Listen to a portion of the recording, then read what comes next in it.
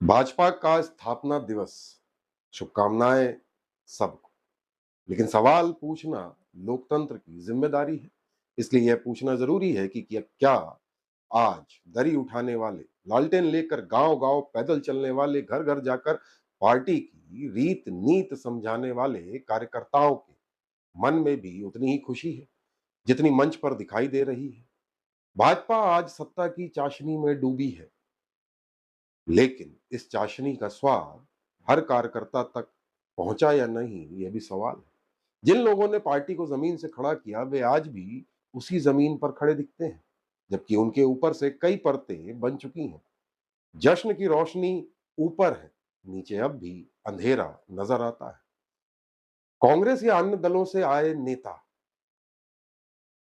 वो कांग्रेस नेता जिन्हें कभी भाजपा पानी पी पी कर कोसती थी, भ्रष्टाचार के प्रमाणित आरोप लगाती थी, आज वही नेता दल बदल कर भाजपा में शीर्ष पदों पर विराजमान है।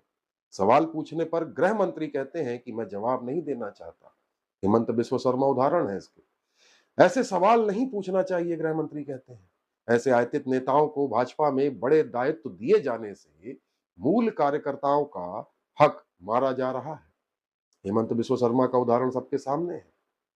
अंत्योदय की बात करने वाली भाजपा में अब लाइन तोड़कर नेताओं को आगे बैठाया जा रहा है। ऐसे में अंतिम पंक्ति में खड़ा कार्यकर्ता बेचारा आज भी वही है, या यूं कहें कि और पीछे चला गया है। पदों के लिए अब लोकप्रियता, अनुभव, विचारधारा, समर्पण जैसी योग्यताओं को दरकिनार भी किया जा रहा है। पार्षद तक की टिकट के लिए प्रदेश अध्यक्ष आला कमान की ओर देखते हैं। पार्टी में तानाशाही का अप्रत्यक्ष उदाहरण है। यहां अब निष्ठुरता की पराकाष्ठा पार होती दिख रही है। आंतरिक लोकतंत्र दिखाई नहीं दे रहा है। नए पदाधिकारियों की नियुक्ति का कोई आधार नजर नहीं आता। पीछे से लाकर किसी को भी पहले नंबर पर खड़ा कर दिया जाता है, या आयतित नेताओं को पद दे दिया जाता है। कार्यकर्ताओं की नेता नहीं सुन रहे और नेताओं की अधिकारी नहीं सुन रहे। हालात यह है कि कार्यकर्ता अब हताश और निराश नजर आ रहा है। सत्ता की चाबी जिस दिन हाथ से निकलेगी, पार्टी का बिखराव होना संभावित है। चुनाव में अब कार्यकर्ता नहीं बल्कि कर्मचारी काम कर रहे हैं। हालात कुछ ऐसे नजर आ रहे हैं, क्योंकि ईवीएम की चाबी चुनाव आयोग के पास है और चुनाव आयोग के मुख्य आयुक्त के बयान और काम सवालों के घेरे में है। निष्पक्षता भी सवालों के घेरे में है। दरी उठाने वाले कार्यकर्ता पार्टी में बोझ समान दिखने लगे हैं शायद। प्रधानमंत्री नरेंद्र मोदी को पार्टी विश्व का सबसे लोकप्रिय नेता बताती है, और इसी नेता के कार्यक्रम में सरकारी तंत्र का उपयोग करके भीड़ लाई जाती है। क्या लोग स्वयं नहीं आ रहे हैं? ऐसे ही हालात मध्य प्रदेश के मुख्यमंत्री के कार्यक्रम में भी दिखते हैं। विश्व की सबसे बड़ी पार्टी का दावा खोखला दिखाई दे रहा है, क्योंकि इनके कार्यक्रम में हजारों कार्यकर्ता नहीं बल्कि सरकारी तंत्र के दुरुपयोग से आंगनबाड़ी, पंचायत और अन्य कर्मचारियों की भीड़ दिखाई जाती है। किसान, युवा, कानून व्यवस्था, भ्रष्टाचार जैसे सवालों के जवाब में भाजपा नेता कहते हैं कि आज से 20 या 30 साल पहले कांग्रेस ने क्या किया था, पर यह नहीं बताते कि भाजपा सरकार ने क्या ठोस कदम उठाए। रुपया गिर रहा है। चुनाव से ठीक पहले विपक्षी नेताओं के घरों और दफ्तरों में पुलिस, सीबीआई, ईडी जैसी संस्थाएं पहुंच रही हैं। इन एजेंसियों के ज्यादातर जांच या मामलों में विपक्षी नेता ही होते हैं। गौमांस का विरोध करने वाली पार्टी और हिंदुत्व को आधार मानकर राजनीति करने वाली भारतीय जनता पार्टी में गौमांस का व्यापार करने वालों से चंदा लेने के आरोप लग रहे हैं। हिंदू और शंकराचार्य पर सवाल उठाने वाली पार्टी के रूप में अब भाजपा की पहचान बनती दिख रही है। गौमांस को खाने वालों का एक प्रकार से समर्थन भी करते नजर आ रहे हैं भाजपा के नेता। आपको वो बयान याद होगा कि गाय के अलग अलग नाम होते हैं।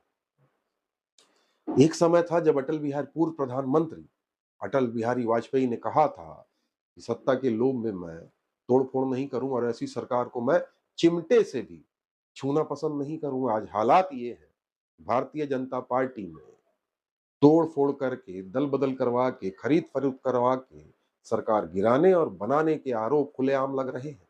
और कुछ स्पष्ट समझ में आता है कि आयतित नेता जिनका विरोध खुलेआम भाजपा ने किया, वह आज भाजपा में आकर न केवल भाजपाई चोला ओढ़ के बैठे हैं, बल्कि महत्वपूर्ण पदों पर भी विराजमान है, जहां उन कार्यकर्ताओं का अधिकार था जिन्होंने विषम परिस्थितियों में पार्टी का झंडा बुलंद रखा। शिवराज सिंह चौहान, कैलाश विजयवर्गीय, प्रहलाद पटेल, गोपाल भार्गव जैसे नेता लगभग हाशिए पर नजर आ रहे हैं। कार्यकर्ताओं के लिए सिफारिश करना भी अब इनके लिए मुश्किल होता जा रहा है।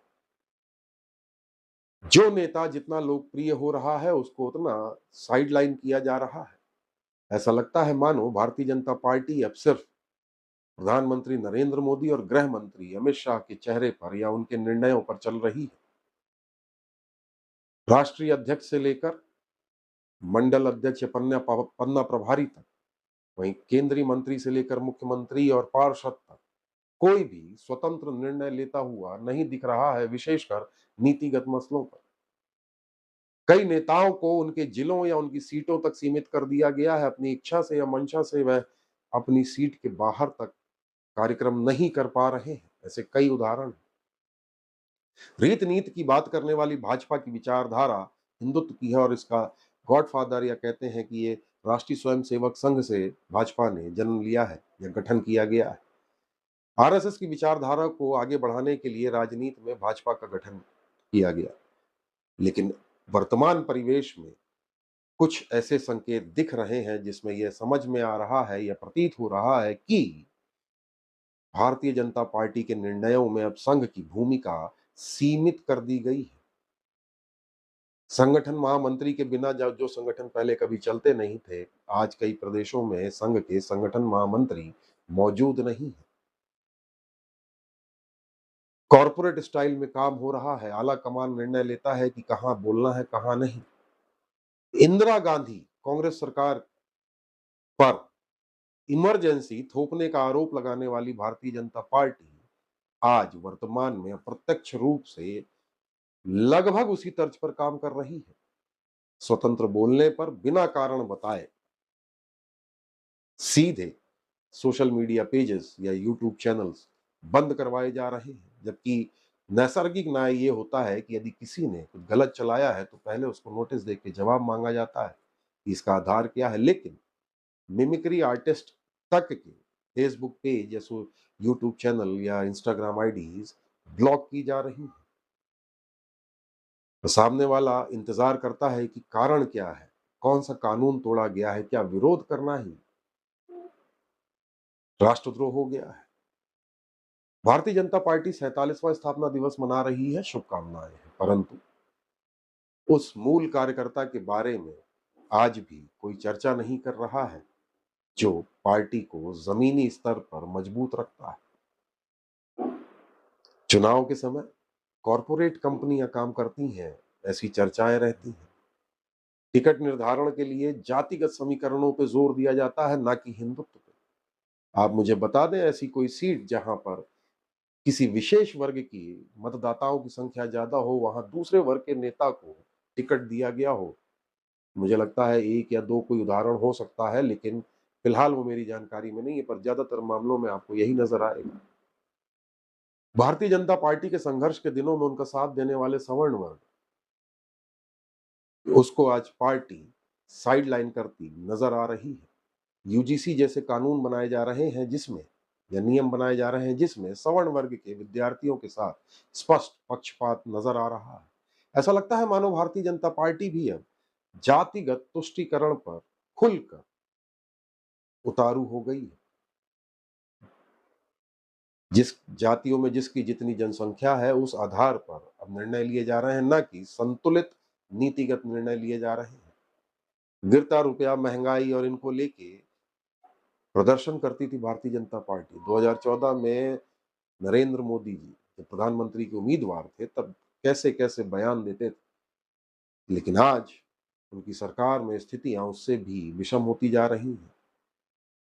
सवाल सरकार का नहीं, सवाल है क्या भारतीय जनता पार्टी अपनी रीत नीति से भटक गई है? क्या अब उसका असली उद्देश्य केवल सत्ता पाना है, ना कि समाज का सुदृढ़ीकरण करना? समाज में संतुलित विकास आपसी मेलजोल को बढ़ावा देने की बजाय अब स्पष्ट रूप से जातियों की बात करती नजर आ रही है भारतीय जनता पार्टी। ऐसे कई उदाहरण मैंने देखे हैं जिनको देखकर, सुनकर लगता है कि आखिर हो क्या रहा है। भारतीय जनता पार्टी का स्थापना दिवस 47वां, हार्दिक शुभकामनाएं। पर विचार करने की आवश्यकता जरूर है।